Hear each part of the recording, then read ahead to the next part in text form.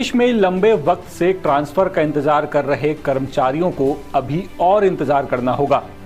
इंतजार इसलिए क्योंकि मध्य प्रदेश की मोहन सरकार ने नई तबादला नीति को मंजूरी तो दे दी, लेकिन तबादला नीति का ड्राफ्ट ही अब तक जारी नहीं हो सका है।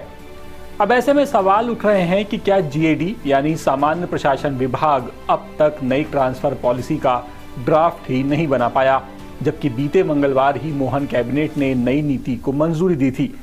आमतौर पर नीति को जब मंजूरी मिलती है तभी ड्राफ्ट जारी कर दिया जाता है, लेकिन इस बार ऐसा नहीं हुआ। 1 मई से लागू होने वाली इस नीति को लेकर विभागों के अफसरों को उम्मीद थी कि ड्राफ्ट आने पर वो इस नीति को पहले समझेंगे और फिर उस पर अमल करेंगे। लेकिन जीएडी की वेबसाइट पर तो अभी 4 साल पुरानी यानी 2021-22 की तबादला नीति ही दिखाई दे रही है। इसे लेकर अब कर्मचारियों को भी निराशा है कि एक तो वैसे भी ट्रांसफर सिर्फ 30 मई तक हो सकते हैं, उसमें भी 2 मई बीत गई, पर अब तक ड्राफ्ट ही तैयार नहीं है। बताया जा रहा है कि ट्रांसफर पॉलिसी के ड्राफ्ट में कैबिनेट बैठक से कुछ सुझाव मिले हैं। इसके बाद इसमें कुछ संशोधन किए जा रहे हैं, जबकि स्वास्थ्य विभाग और स्कूल शिक्षा विभाग अपनी अलग ट्रांसफर नीति बनाने की तैयारी कर रहा है।